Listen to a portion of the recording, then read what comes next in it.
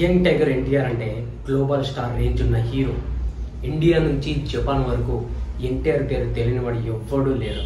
అంతలా స్ప్రెడ్ అయ్యాడు మన ఎన్టీఆర్ అన్న. ఇదంతా ఇప్పుడు, కానీ దశాబ్దం క్రితం ఇలా లేదు.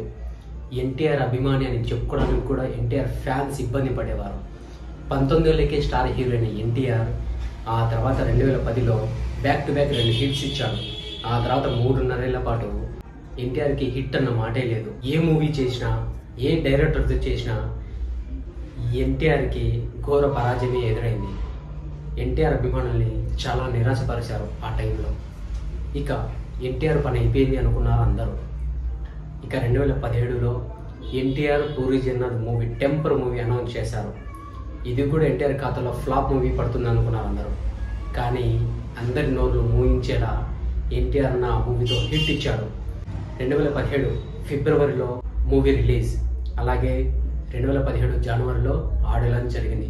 ఆ ఆడియో లాంచ్లో ఎన్టీఆర్ ఇలా మాట్లాడుతూ, నా సినిమాలన్నీ ఇంతకుముందు తీసినవన్నీ చాలా వరకు ఫెయిల్ అయిపోయాయి, నేను ఫ్యాన్స్ని చాలా నిరాశపరిచాను, ఇక ముందు ఇలా చెయ్యను అని చెప్పేసి ఎన్టీఆర్ని ఒక ప్రామిస్ చేశాడు.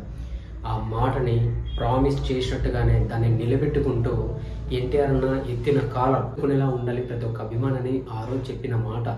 అప్పటి నుంచి టిల్ డేట్ ఇప్పటి వరకు 2017 నుంచి 2025 వరకు ఈ రోజు వరకు ఎన్టీఆర్ అభిమాని కాలర్ దించలేదు. ఇది ఎన్టీఆర్ అన్న.